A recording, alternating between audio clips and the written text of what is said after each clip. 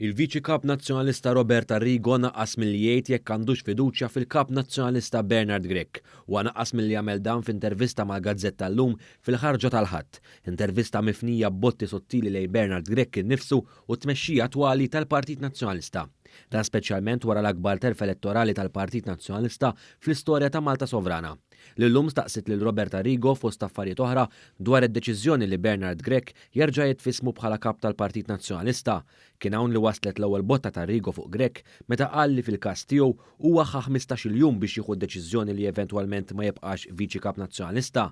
Botta ċara għal Bernard Grech li ftit ħin wara r-riżultat elettorali tal-aħħar elezzjoni ġenerali għamilha ċara li mhux se jerfa' responsabbiltà u jerġa' jitfismu għal kariga ta' kap nazzjonalista. Ser nibqa' hemm, ser nibqa' nagħti s-servizz tiegħi, ser nibqa' nagħti ħilti kollha. U għalhekk fil-ġimgħat li ġejjin jinsemmur quddiem l-istrutturi tal-partit biex nitlob mandat b'saħħtu biex nibqa' mmexxi l-Partit Nazzjonalista biex flimkien noffru gvern alternattiv fis-snin li ġejjin. Mistoqsi b'mod dirett jekk Bernard Grech għandux jibqa' kap nazzjonalista, Robert Arrigo għalhekk. Dak li jgħid bniedem irid jikkjarifika hu jekk hu konvint li jekk l-aħjar trid tmur quddiem il-mera u tgħid jien x'inhu l-aħjar li nagħmel.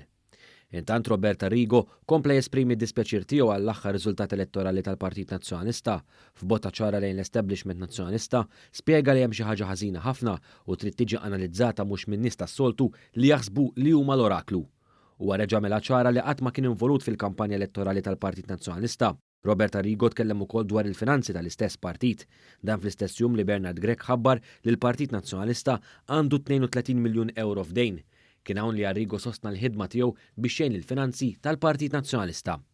F'botta ċara li tmexxija twali għad-dejn kbir li għandu issa l-Partit Nazzjonalista, Robert Arrigo fakkar kif fi żmienu forsi tqammel imma kellu jieħu deċiżjonijiet jibsa. Huwa qal forsi tqammilt imma kelli nieħu deċiżjonijiet jibsa. Bdejt inħallas tal-passat u f'5 snin ma kienx hemm impjegat li ttalla pal-paga. Fit-tmiem l-intervista Robert Arrigo tkellem ukoll dwar l-eks kap nazzjonalista Adrian Delija. Kien hawn li Arrigo spara mhux ftit lejn it-tmexxija twali tal-Partit Nazzjonalista għal mod ta' kif ġiet trattat Delija.